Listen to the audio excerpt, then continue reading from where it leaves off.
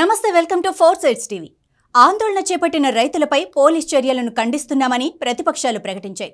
శాంతియుతంగా జరుగుతున్న ఆందోళనపై టియర్ గ్యాస్, రబ్బర్ బుల్లెట్లను ప్రయోగించడంపై కాంగ్రెస్ జనరల్ సెక్రటరీ రణదీప్ సింగ్ సుర్జేవాలా మండిపడ్డారు.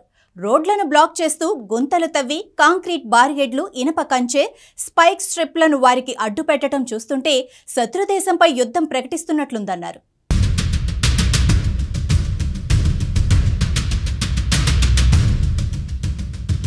కేంద్రం 2 ఏళ్ల క్రితం అమలు చేస్తానన్న కనీస మద్దతు ధర, రైతు రుణమాఫీని మాత్రమే అడుగుతున్నారన్నారు. ప్రధాని మోడీ వారితో ముఖాముఖి చర్చలు జరపాలని సుజిత్ కోరారు. రైతులపై క్రూర దాడులను బీజేపీ మానుకోవాలని పశ్చిమ బెంగాల్ ముఖ్యమంత్రి, తృణమూల్ కాంగ్రెస్ చైర్పర్సన్ మమతా బెనర్జీ అన్నారు. రైతులపై ఇటువంటి దాడులు జరుగుతుంటే దేశం ఏ విధంగా అభివృద్ధి చెందుతుందని ఆమె ప్రశ్నించారు. అధికార దాహం వదిలి వారిపై అణచివేత చర్యలు కాకుండా వారి కనీస అవసరాలను కేంద్రం గుర్తించాలన్నారు. ఢిల్లీ అంతటా 144 సెక్షన్ను అమలు చేసి ఇద్దరు లేదా అంతకు మించి గుమిగూడని పోవడం నిరంకుశత్వమని సిపిఐ జనరల్ సెక్రటరీ డి రాజా అన్నారు. ఒకవైపు రైతుల ఆరాధ్య దైవం ఎంఎస్ స్వామినాథన్ కు భారతరత్న ప్రకటించి ఆయన ప్రతిపాదించిన రైతు కనీస మద్దతు ధరను విస్మరిస్తున్నారని ఆయన దుయ్యబట్టారు. బీజేపీ ప్రభుత్వం తప్పులు చేసి రైతులను అణచివేతకు గురిచేస్తోందన్నారు.